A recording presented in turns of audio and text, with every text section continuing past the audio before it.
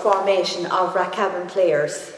Well, when I came down first to the hall, there was a lot of committees down on the same night because they wanted to make money for the hall to get it going, because there was a lot of work to be done.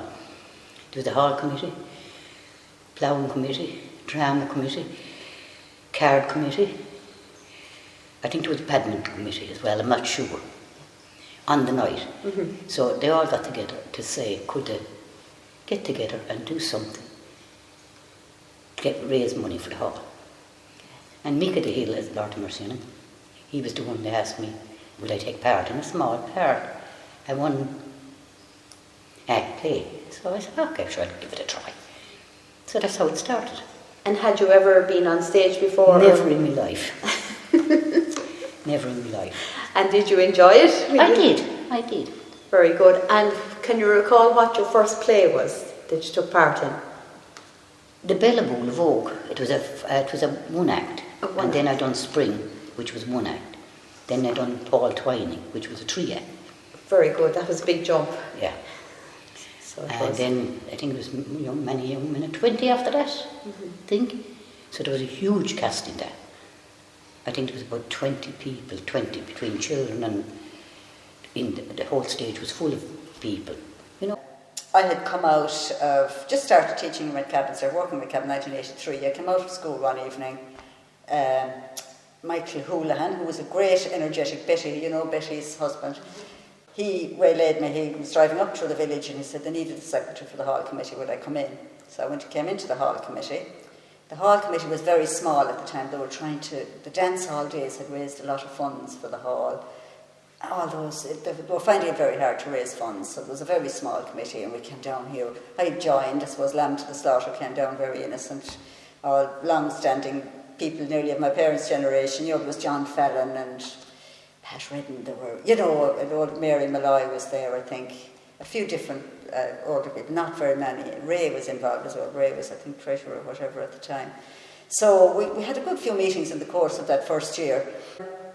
They got the priest, Father Seymour, who was a very go-ahead, lively, into the youth, into doing things, extrovert type priest.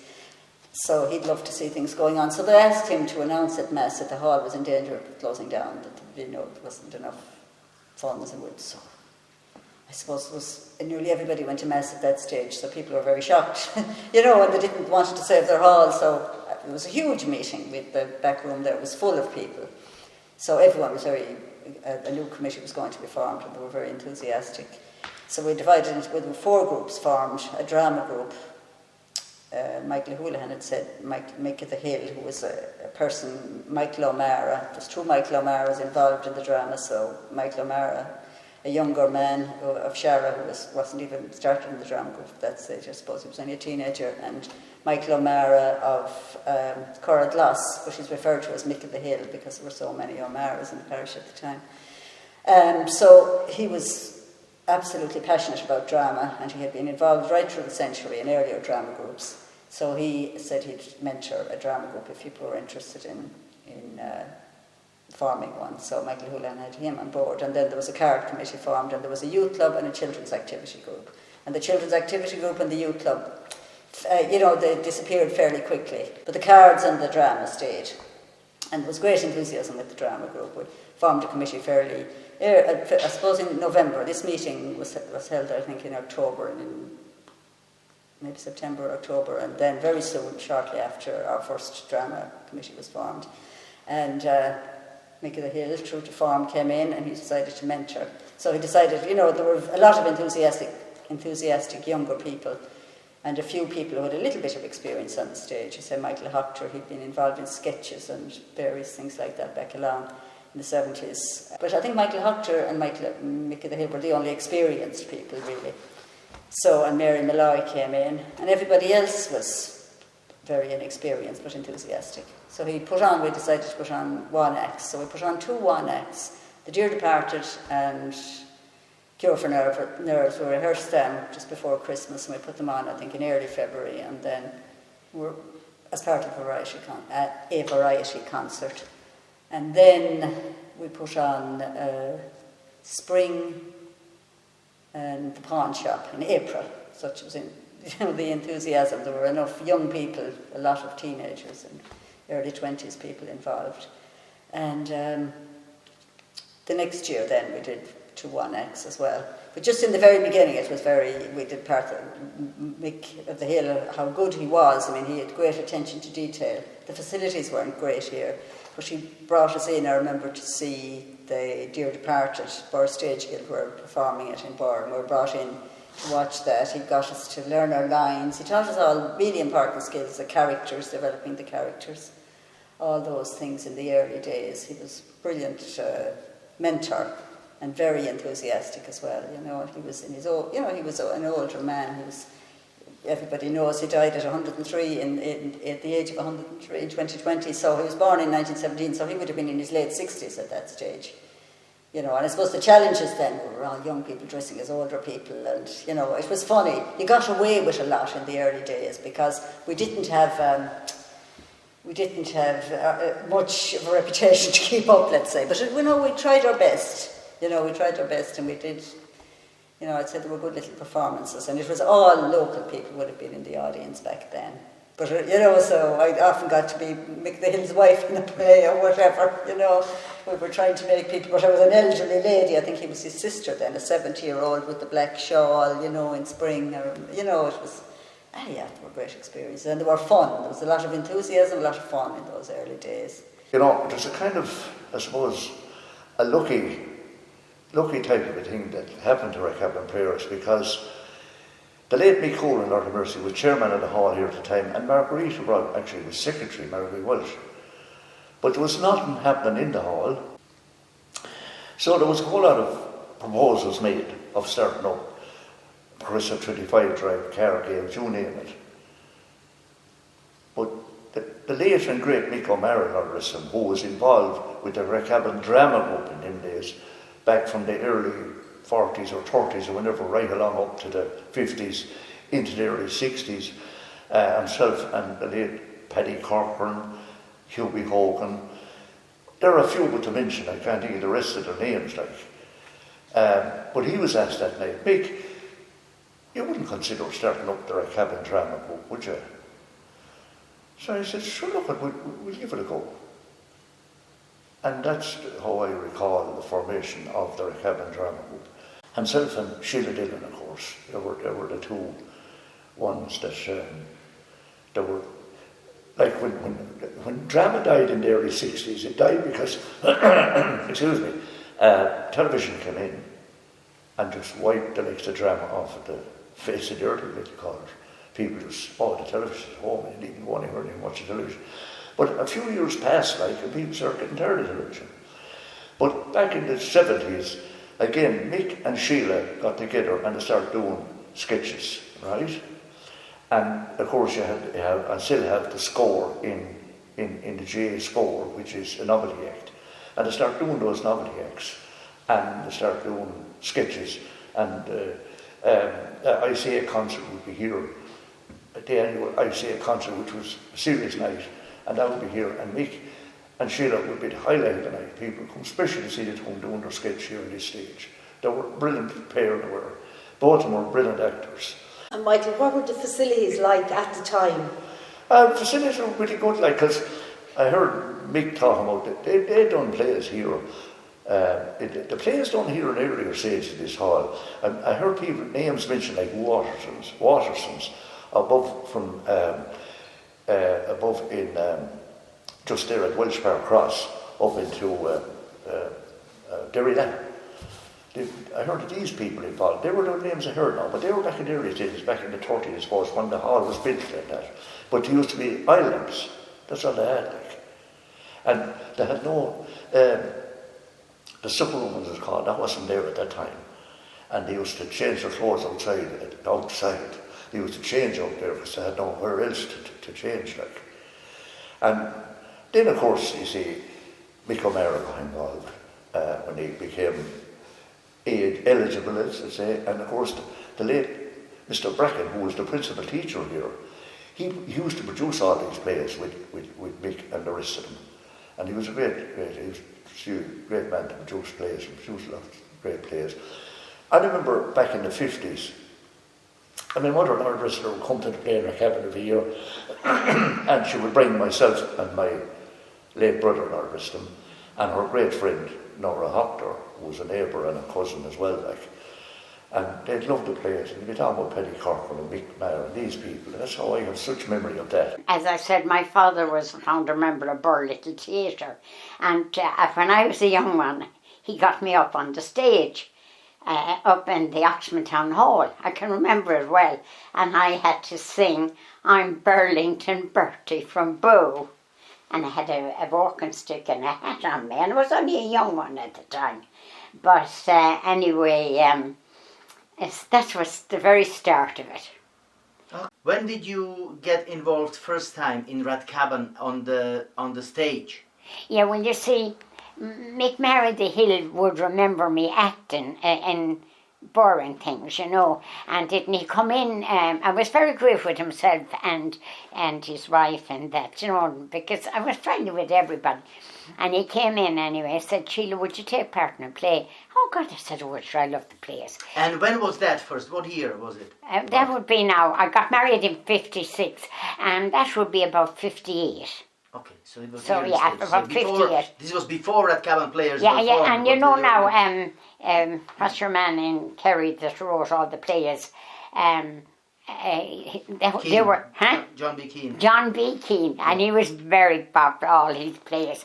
And I took part in all the plays. And when I closed the shop at night, I'd go over to Mary's and we'd be practicing, or else Mick would come to our house and we'd be learning the plays off, you know, and that. So I was in a play a couple of times a year, and we travelled with them. And this was before, let's say, in late 50s, in early 60s? Yeah, still? yeah. Okay. I was having children and all, you know, and I still was acting and that, yeah. But I loved it, you know. Yeah. Would you tell me who was your favourite stage partner? Mick the Hill. You were very good together. Oh, we were very good, because he loved acting and so did I. See, it was in me, because it's in my father, you know, and that. And Mick was very good. Him and I got on well, you know, and that. And he'd always we'd learn, like he took it serious too, like myself. The play was serious and had to be perfect and that, you know. I was involved in the hall in kind of the late 70s, and we used to run dances here, and very successful dances for a long time. And then it started dwindling, and crowds. I used to book the bands, and we had a committee, and so it kind of wore out a little bit, and the hall wasn't making money, and it went on for another year, and the hall was threatened with closure. And there was a couple of big meetings called in Rathcabbin Hall to try and to bring people together and to I suppose, make more awareness of what was going to happen if we all didn't make an effort to keep it open. So the hall committee was formed. I was part of it, and there was a few different activities and. Leading up also that was started up. There was a cards committee started up for fundraising, and there was different fundraising things went on and went very successful. And in that time when the dancing and stuff was dwindling, there was concerts, used to be concerts here, and there'd be plays, maybe one acts and sketches. Scoring an Oak, which was a big part of the GA, the musical side of, I suppose, of the GA was quite big at the time, and there'll be a lot of activity on the stage with sketches and like that. And that's kind of we were approached also to maybe form a drama group. And that's kind of what started off, and with the better history of the sketches and concerts, and there was always, I suppose, drama in the hall anyway for years before that. And in my own father's time, and before that even, there was used to be plays here and concerts and that. But I suppose it was a little follow on, and I was lucky that there was a committee formed, and the Rathcabbin Players was set up, and they did a few one-act plays, and then moved on to 3 acts, and the rest is history. We're here. This is where we're at now. But it took a lot of effort and great people involved to get it to this, and it has we have had 40 great years. We used to play a lot of badminton, and the badminton was particularly very strong here in Rathcabbin. We had a great badminton club, and we were fortunate that the older generation were looking for younger players, so they brought us on and trained us and showed us how to play. So we'd have spent 2 to 3 nights a week, every week in the hall, from the early 80s onwards, between badminton, and then Kelly's had 2 or 3 pool tables up the road, that when you wouldn't be playing badminton, you could go up and get a pool. So I practically lived in the hall from the time I was a young nipper altogether, because we were always coming and going. So it was just, as a member of the badminton club, we went over to just be involved in that meeting, looking to get new interest in the hall. And I was only too willing to get involved in the drama group from there and after. What was your first involvement on the stage ever, and what sparked your interest? Well, I was lucky enough to be of the right age that the community school opened in 1980. I happened to be the first years, and as the school developed in the years to come, they decided to put on plays in Bor. I was a reluctant participant the first year, but the minute I got on the stage, that was me hooked on it forevermore. So I was fortunate to have done 3 plays in Bor prior to doing my leaving cert in 1984. So I was available, and I had all that, experience of the fun and the enthusiasm that you need on stage in me. So I was once I heard of a drama group, I was delighted to get going. My first interest in drama was when I was a child, and my father used to bring us in to see plays in Bor Marion Hall. There used to be musicals there. My father loved theatre, and he always used to bring us every year, and we all got into it. And I never thought I'd actually be able to do it myself. It was really Michael O'Mara, Vic of the Hill, as we all know. He was the person who he had great drive to get the drama going. He loved it himself, and he said, come on in. And then when he came here, he was very good to tell you what to do, because most of us hadn't a clue what we were at. None of us had acted really before. So he was great to get me anyway. He was great to tell me what to do and how to learn lines, where to stand, how to pause between, speaking, and he taught really everything at that time. Taught us really how to act on stage. I think about 87 was the first time I was in the play here, and I think it was Troubled Bachelor. But look, it was very. At the time, very enthusiastic and very much young, with a big young cast at the time. Nearly everybody in the village got involved, even if it was a small part or a big part. A lot of them came and maybe came for 1 year. But I suppose the binding factor at the time is Michael O'Mara the Hill. Whether you could act or you couldn't, he brought you in. And even if you couldn't act, he made an actor out of you. So, and he was excellent. And he gave us all a sort of a graw for acting at that time. And the people came in, and I remember at the time, the adults wouldn't come. The kids, there could be 4 or 5 rows of kids there, and the play might be on for 1 or 2 nights. I remember people running in, and the kids would say, what time does it play? What time is it over at? So the parents could pick them up. I got involved at the very beginning, I suppose, when it was set up. What sparked my interest, all the lads were probably going down, Yobi and Pat Kennedy, and PJ Joyce was there at the time as well, and I went along for the crack and just got involved in the Baby Elephant. That was the first play, I think it was. I was involved in that. I was after staying at home farming, and the nights were long and I had nowhere to go, and I got involved in the drama. I got past the winter months, and I suppose we were looking for people to get involved at the time, and sure, it was grand. And I used to come and go. I would never stay for too many years in a row, but at the beginning, looking back, I think it was chairman, one of the chairmen at the beginning. Not the very beginning now, but in the early stages of it for a while. And then I moved along and took a break for a while and got back in again and was treasurer then for a while. And along with Ray Kendi in the beginning, and then Eamon Smith and myself took on the chair or the treasurer's job, and I was at, I don't know, I'd done a good few years at that there, and we're involved in a lot of plays, we'll say at the money end of it. I wasn't on stage at the time, but I got involved in a few of the plays all along. In the beginning we done the Bay of the Elephant, as I said, and then I was in Anyone Can Rob a Bank and Daughter from Over the Water and Philadelphia Here I Come and Troubled Bachelors and Paul Twining, and I suppose the big one was Sive. I kind of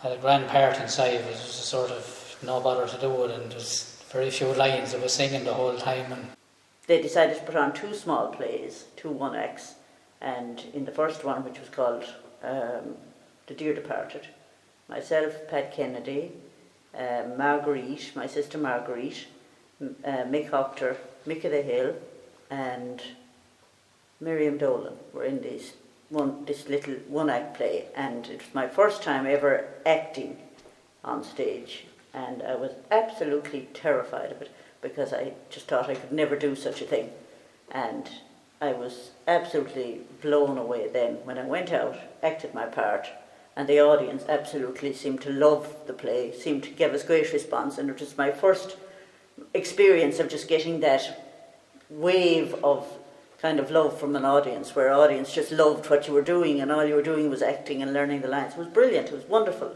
and the addiction and the love for it was born, I think, in that little play we did. It was, it was wonderful. I came to live in Rathcabbin in 1996, and I would have been friendly with Michael O'Mara for years beforehand. We would have met going out on nights and different occasions, and he used to always say, come on up to the drama, you'll be good in the drama, you do something in the drama. So I came up, and it happened to be the year that The Field was going to London, and was produced here in Rathcabbin, and it was heading off to London. And I was in awe of this, how they could pack up a bus and the whole set and take it to London, to Wilson's Junction. And Tom Millen was over there, and he had organised all the accommodation. And there was, I think, 70 of us on Kearns' bus heading off. And it was a brilliant weekend and really enjoyable. But the cast and those building the set done an awful lot of work. Like, they hadn't much pleasure the weekend. They were really getting ready for it to go on stage over those 2 nights we were over there. And we travelled back home. And since then, every year the drama comes round, I'm up here. Okay, what was your first part on the stage? Oh, 1998. Crucial week in the life of a grocer's assistant. And Hubert Hogan would have been on stage. He was John Joe Moore, I think was his part. And Hubert was kind of in a dreamy world, but he was being controlled by his mother, and he wanted to immigrate and leave home. And it was daunting because I wasn't very familiar with any of the people, even though I had been to London with them, but still I was in my own little cocoon, and it was different, but I enjoyed it. So I did, yeah. And I hadn't much to say actually that year at all. It was all facial expressions. I was Agnes Smith, and Rose Mangan was my mother. But she was giving out about everyone the whole time. She was so negative in the part. And I just stood there beside her, chewing my chewing gum, making mouths and faces. And it was very enjoyable. And I think I had 3 lines at the very end where I came in and I told Hubert I had my bag packed and I was going away. But I was friendly with McMahon at Nordis, he saw he was one lovely man. And he asked me, he said, this is coming up towards the end of the 70s, I would say, 75, 76, maybe along there. And he asked me, he said, Sheila and myself are wondering, would you join us and become a part of doing those sketches with us? And I said, I laughed at him and said, Mick, look. I said, look at me acting, sure I haven't a clue about acting. Don't you worry, he says, we'll whip you into shape, all right. So I got involved, and there was the score which is an all acting score and a sketch every year. And of course, in them days, concerts were very popular all around the country. There was concert everywhere. There'd be concert in Rath, there'd be concert in everywhere. There was concert, like a concert would run every year, like some organised. And Mick and Sheila used to be invited different places to, to do their sketch. So they used to travel all over, like Marion Hall in Burr. I remember being with them, and I remember being in the Marion Hall in Burr doing the sketch, and coming back here to the ICA concert, and the place would be mad to do the sketch here for the ICA, like, And I said that was the late 70s, and then along to the 80s and doing them. And Michael, over the years, what roles have you played both on and off stage with the group? Well, of course, one of the great roles I really enjoyed, I'll never forget it, lives with me till the day I die. I was playing the bull in the field, and we had a wonderful success with that. It was unbelievable, really, where it went. And of course, again, going back in them days, there was no such thing as health and safety. And literally, there was nobody ever left outside that hall. They packed them in. No matter how they got them in, they got them in. But nowadays, that's history, like. I saw them hanging there around there. It was unbelievable. But the field was phenomenal success here. It's unbelievable, There was great parts played in that field. There was Mike Maher, Councillor Mike, we call him. He played the part of the board. The board, he played the part of the board. He was brilliant. But look, they're all great. Mary Welsh, all those, it was unbelievable, like, it was wonderful. The late John Ivory produced that play. And of course, Mick would be always doing his own little bit juice at the back. Now, you do it this way, you do whatever, Ivory's out the front here. But it was a phenomenal success. As any place was a success here, We did the field, I remember at the time we went to London with it. And that was extraordinary. Really was, like, even from the point of view of the cast that went, I think could have been 70 went at that time. And a lot of people, I was even looking back over photographs, a lot of people are dead now, unfortunately. But it was a great weekend. And like, at that time, there was a huge community from the parish in London. Not so much now, but I remember we went to a hotel called the Wilston Junction, organised by Tom Millen, God rest him. And Tom was a wonderful man, a great man for the parish in London. So we did the field in London, and as I said, we did it 2 nights, but it was like a festival weekend for us all. We met with people in London from the parish, and it was great. I remember at the time, Peter Gaynor, who would be a relation of my own, and Peter was in London for years. And just to tell you a funny story, and we all arrived on the bus that day, and there was a meal that night for whoever came on the bus that day. Peter was in the bar, and he was having a few drinks with the rest, he was a great character, Peter. So we're going in anyway to get the food, and Peter was beside me talking away. And the lady said, did you come on the bus? Namely, did you come on the bus that day? You got a meal. If you didn't, you were sort of like Schindler's List, you had to go. But Peter, clever enough, he said, did you come on the bus, sir? Oh, yes, I did, says Peter. And he turned back to me, he says, I did. He says, 30 years ago. So that was, but he got in and he got the meal anyway. But no, it was terrific. I remember at the time, a big crowd came over on the bus, and a few people flew over, and we met a large community from around here in London. It's different over there now. A lot of them are home and that, but that was terrific, yeah. The field was a big play. I remember we did it on television as well. Ear to the Ground was only starting up at the time. And they looked for a play from a rural community. And so we did it on Ear to the Ground as well at that time. And I remember in the highlights of the Ear to the Ground, a year or two after, they showed the play here in Rathcabbin, highlighting Michael O'Mara, The Hill, I think, was on it at that time. But and I remember to play the field that time, we were only supposed to, usually we did about 4, maybe 6 nights. But it ran and ran and ran because it was on RT. It ran for, I think, for about 3 weekends. I think we did it 14 times. We were pure sick of it at the end of it, but at least, I kept going and going. So it was great, yeah. Ray, over the years, what role have you played both on and off stage with the group? Well, I've been chairman, and I was chairman back around 99, and I had an unfortunate way I got as chairman. I was vice chairman when the late Mick Houlihan passed away quite suddenly, and I was vice chairman at the time, and I was elected chairman then, and I did 3 years then, from 2000 up to 2003, and then I was treasurer and also for a few years, and I suppose I was always involved, you know, whether I had a title or not, I was always involved in the background.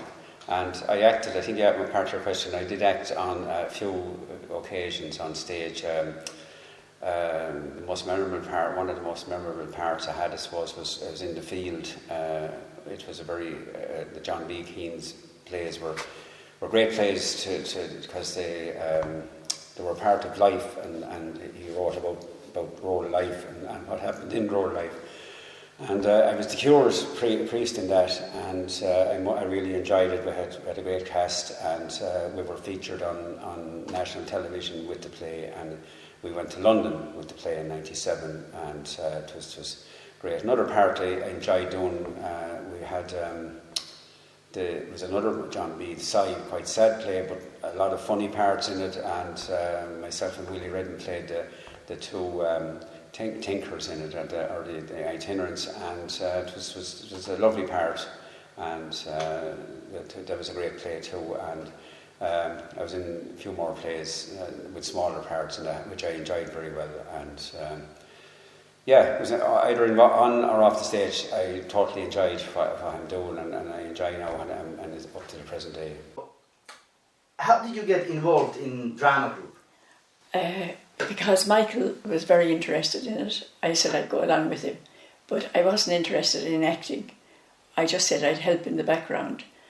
And the lady that was in the old supper room, there was a cooker, a Stanley cooker, or I think it was a Stanley, and there were these big kettles boiling on it, and the poor lady only had the use of one hand, and her name was Molly Griffin. And I said to her, would you like me to help you? You know, those teapots are very heavy. She said, I can manage, she said real cross to me. So I stayed in the background anyway, and eventually she did ask me to help. So from then on, I went down anytime they had a rehearsal, or whenever the plays were on, I went down to help her with the teas. And then when she was no longer able to do it, I think she died in 1986. But when she was no longer able to do it anyway, I slotted in. So every time there was a drama meeting or a play going on, I was there to do the teas. But I never took any active part in the drama itself. Yeah. I always went down early, and I had my cakes and everything ready to go out, but I wouldn't put them out until half time when the cast came in. And they were always the ones that said, Betty, I only have a half cup of tea now. And I'd know who they were straight away when they'd come in each year. And then Michael Hoctor always wanted half a cup of tea with half a cup of milk.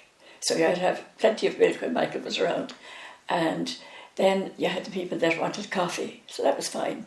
The burqa was boiling and you could make the coffee. And there were several great, I mean, every night had its own story. But John O'Brien used to come in to me and he'd be saying, Betty, will you tell me when the tea will be ready? And I'd say, I will, John. And the cast always came in at half time for their tea. And then, I don't know what was wrong with Frankie Carroll, but I was doing his feet. I was doing reflexology or foot massage on his feet. And somebody came in and took a photo and I thought, oh my God, you know, we were having a great laugh over it. Well, Tyke Nevin was doing some carpentry work in the house, the home house, and said, will you come down and do the lights? And I said, as long as that's all I'm doing. And he said, yeah, absolutely. And then a couple of years later, I was on a walk in Burr with my sister Fiona, and a lovely lady named Mary Darty came upon the both of us and decided, do you know what, would you not come down? You don't have to read a part, you don't have to do anything like that. Do teas, do something like that. And then the next thing, both of us had a part the same year. Do you regret it? Not at all. It's been great crack. Stress and everything involved in it, but it's been mighty crack, and it's great to get to the end of it and have something there and to be involved with everybody, and something local in the parish too. My first play was actually, that I acted in, was Play On. So it was like a year, and Sinead, Mary's daughter, and everything was involved, and so was Willie's daughters, Hazel. There was an absolute bunch of random people.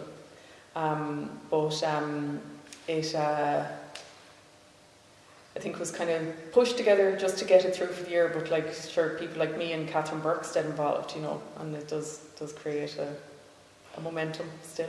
And Hubert Hogan, he was the only older player that year. Pat as well, was he? It was just great to keep the momentum going. Yeah. It's great to walk off the stage and to be completely and utterly just absolutely ecstatic with the crack you're after having, and just the response of a crowd in front of you and everything as well. So, yeah. How do you deal with this situation? Can you sleep at all after playing? Oh, absolutely not.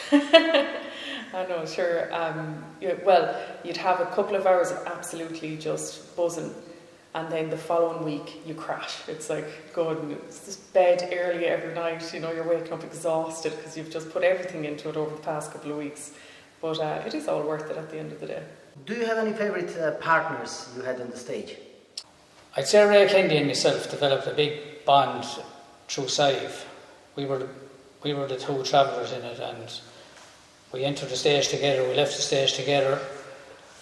We're cousins in real life, and I wouldn't have really, and we're neighbours as well, but it was only when I got involved in the drama, really I got to know him a lot better, and we have a good bond since, like. I really enjoyed that part, and he did as well. Like, we got a great whole thing out of it. Like, the one play that I thought Rathcabbin got the most out of was The Man from Clare.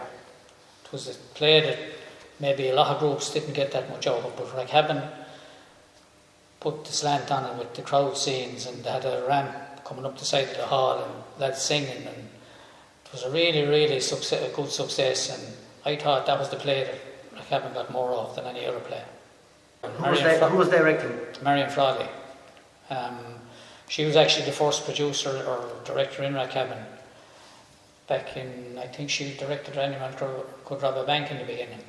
I think that was her first play with us, and I think that was around, it would be 1990. I remember, well, I suppose you were asking funny incidents when we used to, it was so cold that first year. We didn't have those radiators. There were oil-filled heaters that didn't give out any heat. And I think, and backstage there was an old range, and we used to throw in papers into it. We remember, a lot of us remember it, going down after we'd rehearsed on stage and putting our feet into the range, into the oven just to keep warm. It was freezing down here. There was an old stage with the holes kind of, you had to know where the holes were in the floor. So it was, I'd say, one of the most brilliant things we did. I think in 85 we got that heating system in, and it was just transformative, because I do remember people being cold. We learned that fairly early on, that the audiences were cold down in the hall, and there's nothing worse than people being cold. The play that's sort of stayed with me for a long time is the Passion Play. An unusual thing to do, the brainchild of Michael Houlihan, God rest him. It was unusual because it threw an awful lot of people in the parish who were never involved in a play before, never stood on a stage in their life. A lot of them hardly even stood in the hall. But it was a very spiritual play, and it brought people in that because of that spiritual element to it, and it was a great success. Michael Dunnigan and Burr produced it. A humongous job of work to do with it, because he was dealing with people who never acted before. A few of us acted all right. And it's a play that stayed with me because the Passion Play is a very tragic play. It's a horror play, really. It's a horror. It's like whatever you see in cinema, this play, really. It's a play about the killing of a man. And I remember when we did the play, my father went to see it, and my mother at the time. And the scourging at the pillar? Now, we constructed that in such a way that there was no harm done to me, but you have whips in it, and the scourging at the pillar is done. And then when you take off my garment and all these all marks on my back. And so my father took great exception to that. He was really going to, he didn't go to church mass for a while after, and he said like he was upset by it. And I think some other people were as well. But it was a play that stayed with me for a while, and it drew a huge crowd from all around the country. Like I'd say every nun in the country was at it. There was nuns, it was, I'd say, rows of Toyota starlets outside. And there was nuns from, remember at the time I had bookloads of little prayers, and nuns from Ennis and nuns from all over the country came in to see it, because I wouldn't be overly religious, but that's something that stayed with me because of the spiritual element of it. And the fact that it sort of brought people from all denominations and none in the parish together. A bond that is, I would say, is still there. Michael was very great with Anna May McHugh and her daughter, and every second year they put on the Passion Play in Ballylinen. So we went down to see it, and he was so enthused by the Passion Play in Ballylinen that his dream was to bring it to Rathcabbin. Now he went on the highways and the byways to get people to take part, and it didn't matter what religion or what you had. If you were willing to come and take part, you were Michael's best friend. And this was his dream, to have the Passion Play in Rathcabbin. So he consulted Father Joe at the time and Father Donnelly, and they said there was no problem, that the church was available, and of course it was the ideal setting for the Passion Play. So there had to be great restructuring of the not the altar as such, but just that space, where the altar is. There was a big curtain put up there, and Big Maggie was performed just before that, and some of the people that took part in Big Maggie didn't want to see the Passion Play going on. They thought it was too much, but they didn't. I don't think most of them didn't take part, but some of them did. But that was his dream anyway, and he asked Michael Dunnigan to know would he produce the Passion Play. So they edited the Passion Play according to what they needed, And Richie Burke, God rest him, he had a great part in it, that he played all the hymns throughout the Passion Play, and the members of the choir as well were with him. But he was brilliant. He turned up there every night for rehearsal and for the nights that the Passion Play was on.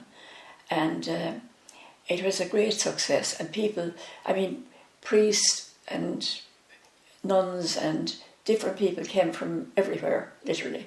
And I can't remember I don't think they had a booking system.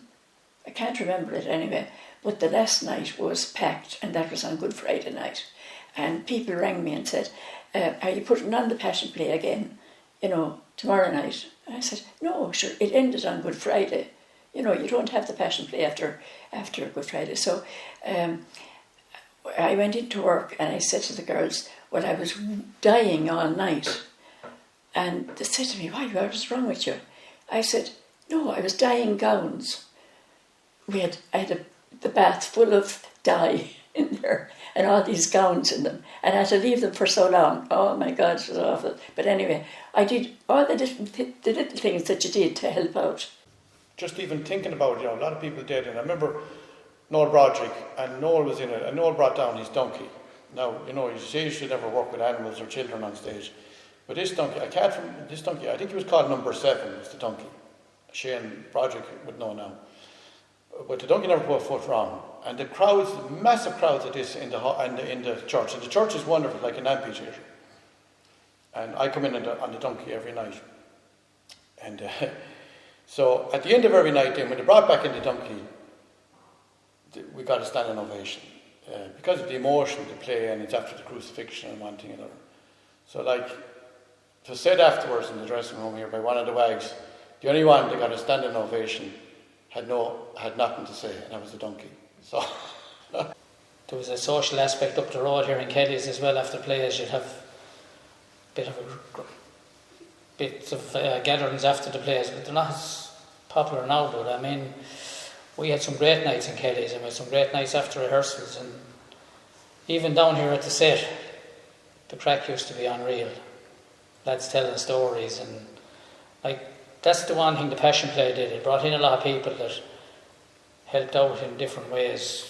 The ladies at the back and doing the teas, and those lads at the set, and all things like that made drama in Rathcabbin. And it's not all about having the big part on the stage. It's if you're happy putting a door on the stage or putting wallpaper up, that's your part done in my book anyway. What kind of impact had Rathcabbin drama on the life in the village? Oh, sure, it was great. We used to have great nights. We used to have great nights when it was finished. Until garden man would come and throw us all out. That's the truth. I remember the last one I was in. We all went to Kelly's a court after, naturally last night. And she was running there when the garden man came and we had to go. We used to have good nights, and we used to often stay there till 1 or 2 o'clock at night. But he was on the prowl then, and he used to always come to the plays. That's the funny thing about it. He did. And what sparked your interest to stay coming back to the drama?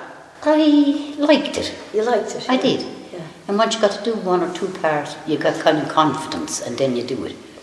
Yes. Yeah. So I was delighted to do it. The first part was in The Dear Departed. I was myself and Patrick Kennedy, who's still involved and acted on stage with me this year. He was my husband. we were a married couple, and Pauline and Mick of the Hill. Pauline and Michael Hoctor were a married couple, and there was a young girl, a 15-year-old, Miriam Dole, and she was their daughter. I can still remember lines from that play. But, we did our best with it. Now, I suppose we had an awful lot to learn, and Michael O'Mara was brilliant, various things he said, that would still be advice for today. Vocal, we'd probably shout out in a high-pitched way, and he used to get us to vary our tone.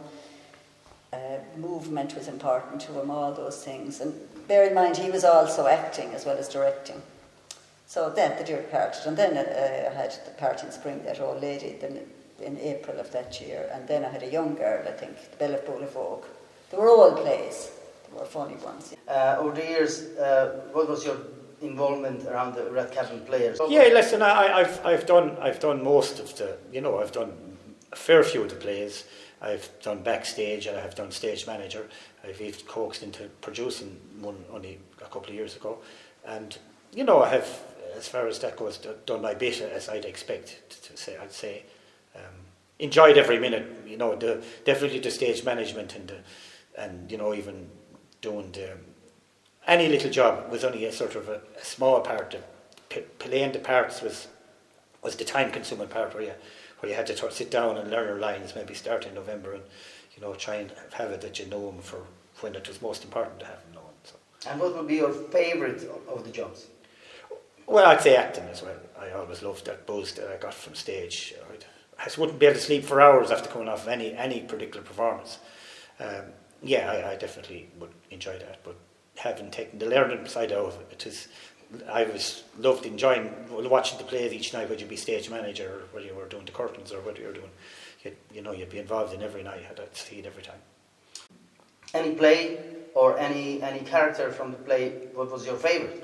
It's hard enough to know. I love the comedy ones, but then when you get used to comedy, it's sort of like a good serious play. So I did Philadelphia. I was public in it, and I really enjoyed that part. I'd say I did The Year of the Hiker. I enjoyed him. I'd say, they're the ones I remember. Run for Your Wife was a great comedy. We did it here, and we got great fun out of it. It was tough going, learning it, but when we got it going, the crowds was phenomenal, and the enthusiasm and the appreciation of a well done play was terrific afterwards. So we got great buzz out of it too. Well, you always liked Philadelphia, Here I Come. I remember seeing it in Nina before we did it. I said to them, will we ever be able to do that? There's a couple of great parts in it. I had a great part myself, Pat Kennedy, Garrett Public and Private. For anybody who doesn't know the play, it's your alter ego. It's like your conscience or your mind being on the play beside you. And I showed it to Michael O'Mara the Hill that time, and Michael went for it straight away. He said, this will be great. But the big quandary we had with it, would the audience get it? But they did, of course, straight away. Because I'm on stage and I'm actually talking about the characters, and I'm talking to people in their ear, but nobody on stage can actually see me or hear me. And I remember a funny story at the time. Michael O'Mara, at the time, he was getting a little bit older, and he was a little bit deaf. I was quite deaf, actually, at the time, and hard enough to hear. But I remember, I have a couple of lines where I say, come on, Screwball, say it, say it, say it. And I'm shouting into his ear. And there's two ladies in the front row. One of them says to the other, God, isn't Michael O'Mara gone shock and deaf? Because they thought that he should have heard what I said. I have done, I think, just about every job. Not every job. I don't know if I've actually done... actually, I did painting. I've done work on the set. I've done the set. I've designed the set. I've acted in numerous plays. I directed 4 different plays here. I've done prompter. I've done backstage. I've done stage manager. I've done anything, making the sandwiches, putting out the tea. I've done it all, really, as regards to school. And that's what most people in the group, I would say. That's it. If you're involved in the drama group, you're not involved just on the stage. You're usually involved in 10 different jobs. Yeah. That's the whole point of it. It's a community endeavour. And what was your favourite job? Acting. I love acting. I've always loved acting. And is there any favourite particular play or role you would single out from over the years you were involved with the Rathcabbin players? I always loved parts. I couldn't honestly say I have one favourite role. I always loved parts, like most of the character parts, often the one that gets the laughs, because you get such a great response. And it's like you say something and everyone laughs. And it's not your line, it's what a writer has written. So I love it, but I also just love getting into the part and getting into the thought process of the person who is this character that I have now to play, and just working out who they are. I've never enjoyed learning lines, I'll be honest about that. It's tough. I always found it a tough job. But once I learnt them, I always loved the part where you would actually get into the character and you become the person that, work out why they were the kind of person they were. And then you actually have to become that person, and then you act it out. And that's brilliant. It's play acting. It's play for adults. It's one thing that we can do as adults where we play. It's fun. It's like play acting when you're a child, and you can do it as an adult. Yeah. Funny enough, I was in one play where I got no laughs at all, but which I really enjoyed portraying the character, which was the mother in A Crucial Week in the Life of a Grocer's Assistant. And it was a serious old part, and it was... Hubert Hogan was my son in it, and I kind of thought, I never got a laugh from anyone, or I wasn't, but I was only a side character. I was his mother, and I was a whiny, miserable old wagon of a one. But I just used to enjoy it. I enjoyed it because she was a certain kind of person. I just enjoyed playing it. I don't know why. It was one character I can remember clearly. I really enjoyed playing. Favourite play. Thy Will Be Done would be one that Pauline, Hubert, Pat Kennedy and yourself were in. I thought that was witty. It was very factual. It was true to reality in life. I really enjoyed that. I enjoyed, I suppose, The Man from Clare as well, which was, as the others were saying, our director, Marion Frawley, she put a very different slant on it. It could be a boring play. And also Big Maggie would be one of my highlights.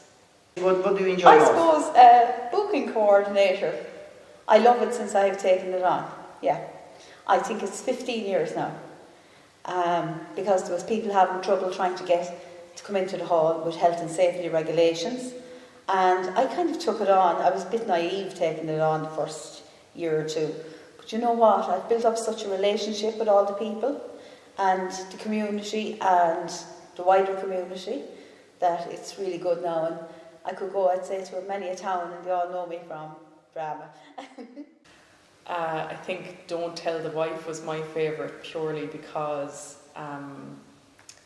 just because I just created havoc. My character created havoc the whole way through, and sure,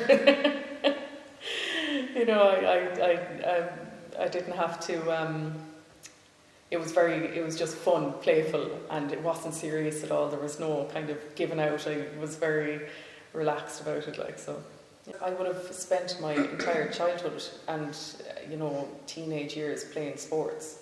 I would have done a couple of different sports. That would have been it. You get such a high and such a kick off playing a match and coming off afterwards. And this is the only thing that gives me the same kind of kick. It's like throwing in the ball at the beginning of a match and you come off afterwards. You're after winning. And it's like the final day every night. It's great. I know that Big Maggie you were involved in. Do you remember that? Big Maggie was a right old one. You enjoyed the Big Maggie? I did. Do you remember Big Maggie? No, I don't remember it with you because I wasn't probably born yet. I know, but I was a right old one, old Big Maggie.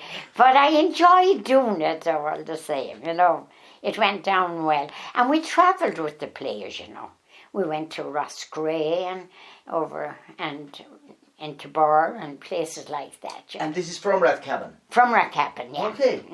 And then and would you get big audiences there in it'd be places? packed. It would be packed. Yeah. And Rathcabbin would be packed and Burr and everything, yeah. That time, you see, you hadn't all the things to have now. Yeah. Because, you see, with television and they're seeing all these plays on television and everything. Yeah. But that time, you had to go to the hall to see them, Yeah. Yeah. And, I enjoyed them. I used to love the stage. It was in me, I think. I don't know, something about The Moon Has Rounded Knockshire Hill. This was one written by a priest, Father Ryan, that was in Lurra one time as parish priest. The moon has rounded Knockshire Hill to greet the Ormond Plains. We sit and squat at Connor's Cross and play the game again. The victor's tale we then regale and score each goal anew. With loud acclaim in triumph's name we hail the lads in blue. An old man with his glass aslant is peering through the haze of more than 90 summers and the joints of other days. He hears the crashing ash and he sees in bone and brawn that first All-Ireland hurling mid the beaches of Drumbawn. And in his heart is born a prayer. It's for those boys in blue. May they remain where'er the game to God and Ireland true. I love that one poem. I've played a wide variety of roles we started doing 3-act plays, there were 6 1-act plays in the very early days, and I suppose I was in 3 of those because we put on 2 per concert. And then in the 3-act plays, I did a wide variety of roles, and also over the years in the plays I wasn't in on stage, and I did makeup and continuity mainly. But I would have done, I suppose, a bit of stage management as well. Never did any directing. No, I think I would have found that, still find it too stressful. My least favourite part, you were in it yourself, Mary, was that Lovers at Versailles. It was, I suppose, the early noughties, about 2005, I'd say we might have done it. Because it was one of these women, I find they drain me. They're in a lot of older women get these parts. That they're giving out, to use an Irish phrase, the whole time, not very nice and nasty. She was pulling the rug from under her husband the whole time, a very negative person. And Milo Hogan played the part of my husband. Poor Milo was being slated all the time, and there was 2 daughters. Mary was one of the daughters. Tracy Millay, who was a great actress over the years with us, she was the other one. And Mary was my favourite, so it was really nice to her, horrible to the other one. It just wasn't a nice character. And you had a lot of lines. When you have a lot of lines, and it's a straight character, it wouldn't be, they're not always the most pleasant. Not really, wouldn't have any favourite stories, but I'd have great memories of building the set was a great crack. We used to be here at night, and I often seen 7 or 8 lads that come down here and they'd be at the set and might do nothing, sit around talking, come back the next night and hang a door maybe, and the next thing the chat had started again, and sure, the crack would be there, and nothing done, but everyone was happy, you know. So from that point of view, you know, Pat Smith would be there telling stories and yarns, and everyone would be sitting around listening, and it was things like that that I enjoyed in jamming Rathcabbin over the years. You'd love coming down to build the set. Even Rathcabbin now would probably be unique in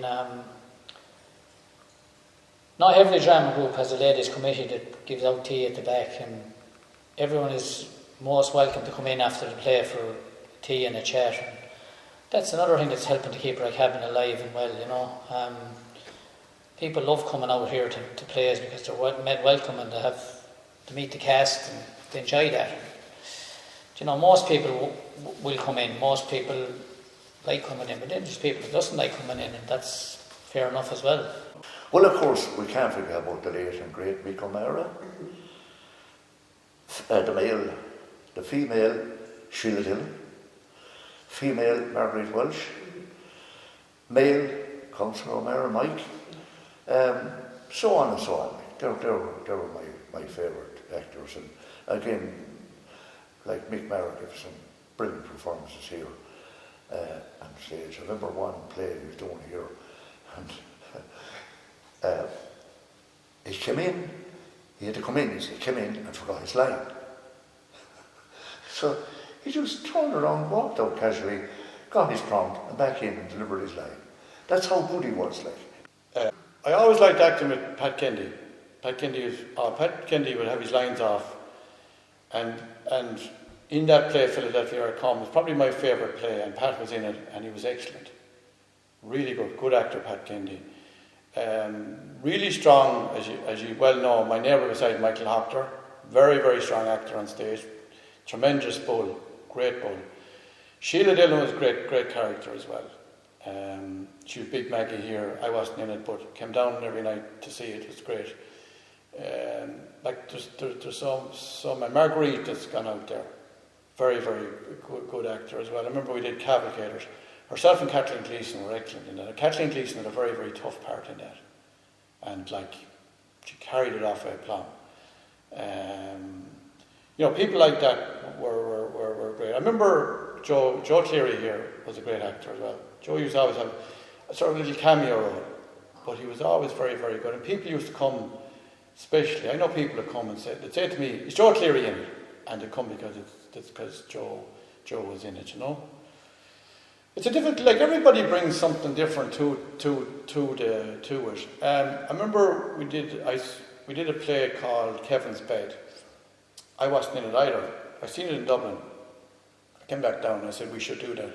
I remember Pádraig Madden did the lead part in that time, and he was brilliant. And of course you have to say Hubert Hogan. Any part he was tying in the field, very, very strong. Back that time we had a very, very strong cast. And at that time there was very few actually drama groups. It was ourselves and Clock Jordan. We used to go to Clock Jordan. Vertumna on and off.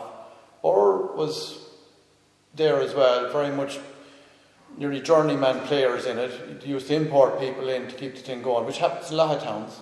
Country areas are brilliant. It's all, you know, Rathcabbin, we nearly always had our own actors on stage, and we were always able to produce our own directors. Absolutely, another person who was excellent, Pauline Walsh. I remember when we did the Play by the Western World, and Pauline Walsh at the time was travelling, and Frank McNamara hadn't seen her.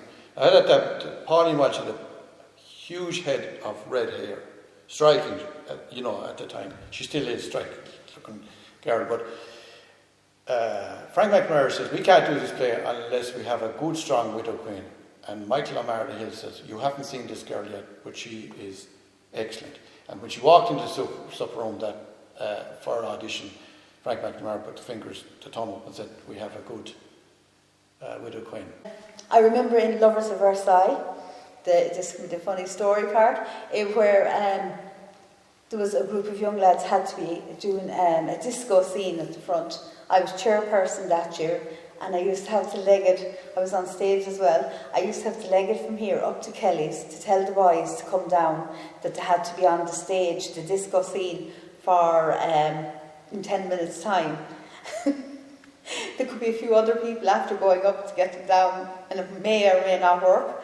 So nearly every night I used to have to race up, come back down, and they'd come down. But then there was a few nights they were very happy in themselves, so they were. The next part of the play, but we couldn't get them off the stage. We were literally pushing them out through the doors. And I used to say, go back up to Kelly's now until tomorrow night. I didn't sleep one night, and I just thought, they're going on stage Thursday night and the set isn't finished. So I've sent out a text message to all the ones I knew that would be willing to come in. And you know what? By that Monday evening at 3 p.m, there was a whole team here ready to work. Even though you're not on the stage, do you still get nervous? Yes. I do. I get very nervous once it comes to the Thursday night. On one side see that I have 126 patrons in the hall. I'm a happy lady, but I still have butterflies for ye. And I will always have my little miraculous medal with me. It'll be on the back of the book and page. Yeah, it'll be there, so it will. And I have often thrown a drop of holy water around the hall.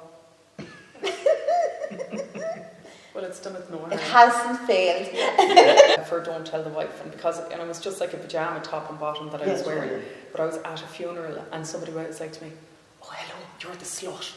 And I was like, "Excuse me?" And we were outside. I was literally walking through, and I was like, "Oh God Almighty!" I was like, "Excuse me, what did you say?" And how do you see the future of Rathcabbin players? I see a bright future. I mean, you've done 40 years so far. That's fairly fantastic. And at the end of the day, it's a lot of people giving up a lot of free time.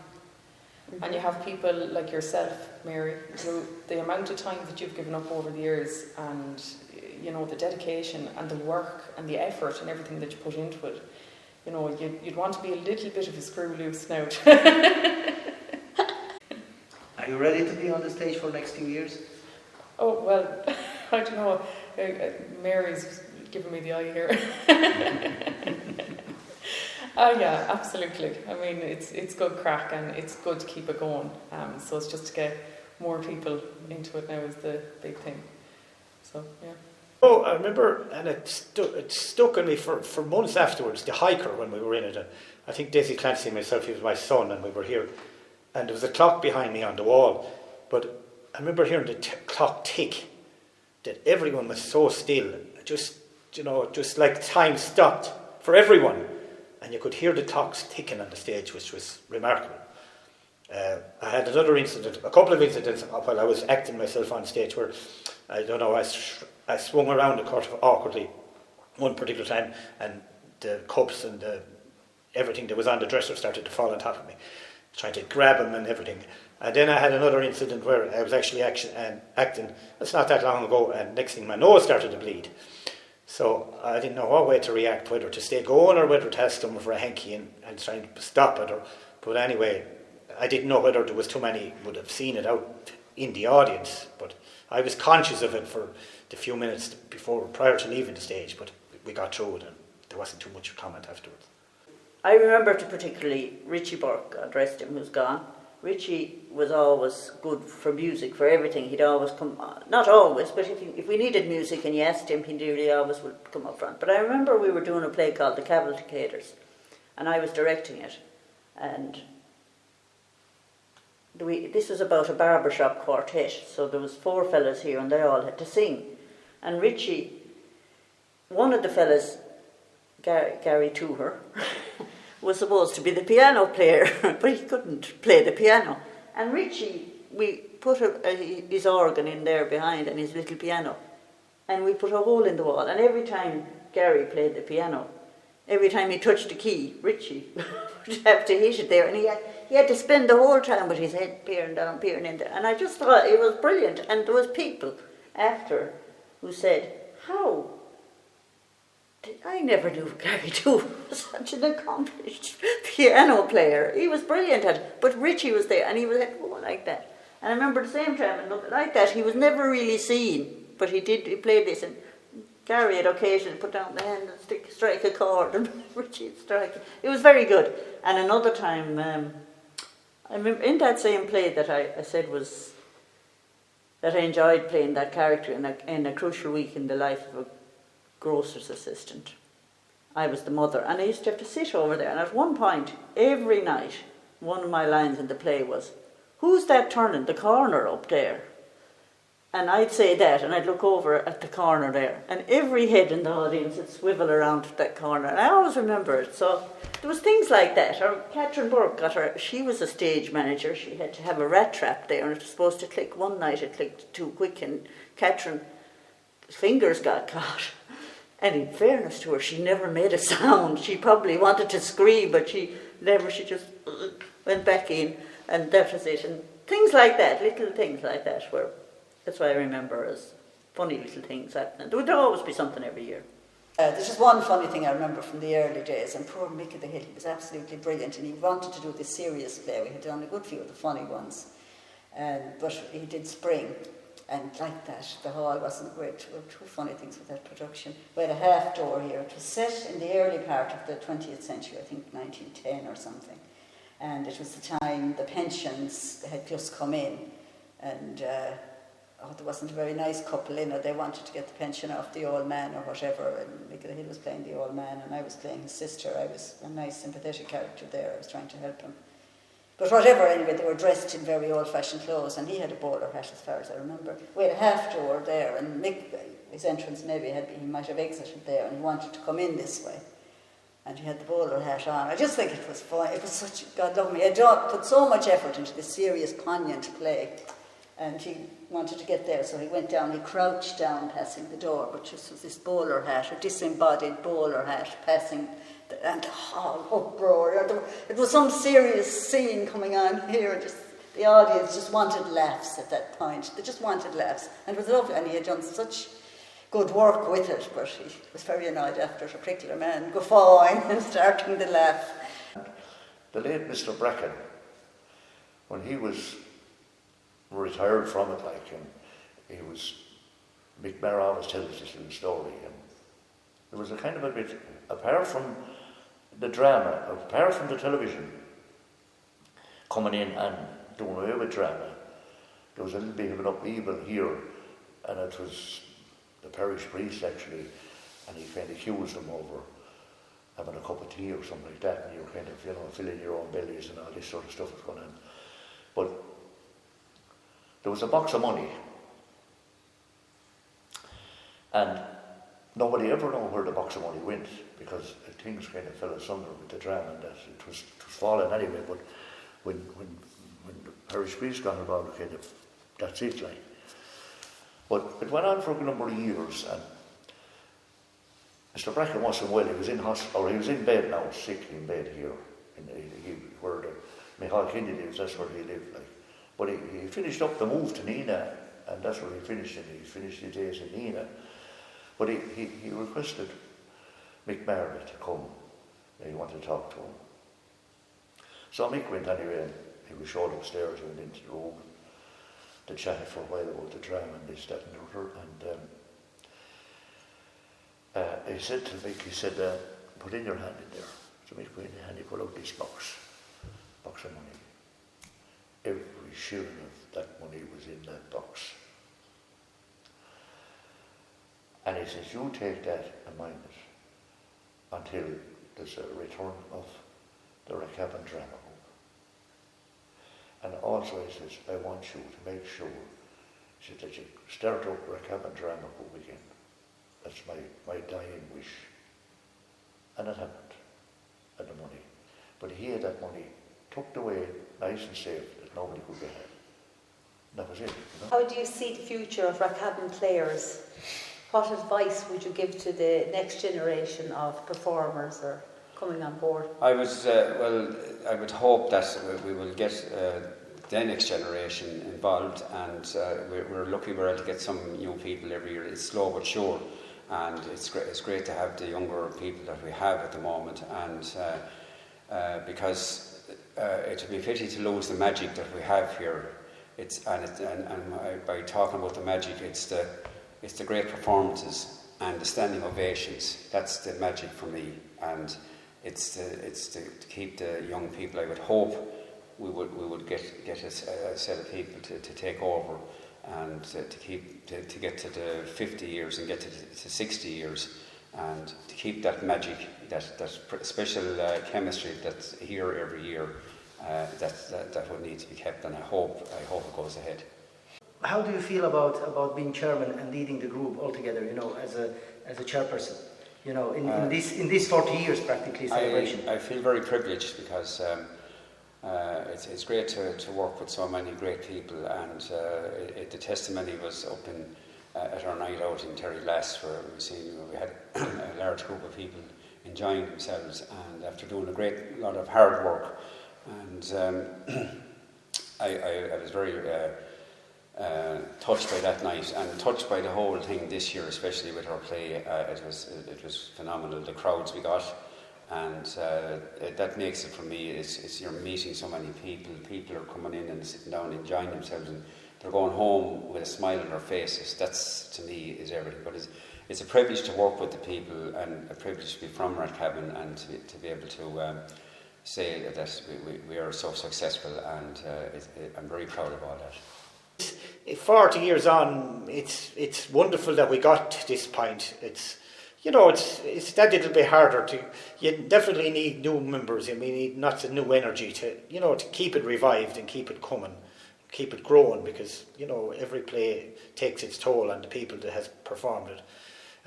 No, I'd say it's fairly good. It's just to get younger people having the same commitment or time to give to it. There's very few of them around anymore, like what we were around, but in general, it's quite good. Yeah, you'll always drum up enough to perform in any one play if you can, I think it has an endless future, really. I think anytime. I think you only need two people to make a play. You only need one. I've gone to plays where one person has stood there and acted the part of 10 people. And sometimes when things, when there's been less people available to put on a play, I always kind of think that you only need two people to put on a play, or one person at the most. So I think as long as you have that, and as long as you have two people who are interested enough to do it, then it can go on as long as we want. It's important, I think, to keep it going for the community, for the people. And like when you look at our audiences that come every year, they would be very disappointed if Rathcabbin players weren't in existence. So I think the more people we can get involved, it doesn't matter whether it's a small part, a big part, but keep it going. That's what my advice would be. And hopefully we'll be able to do that.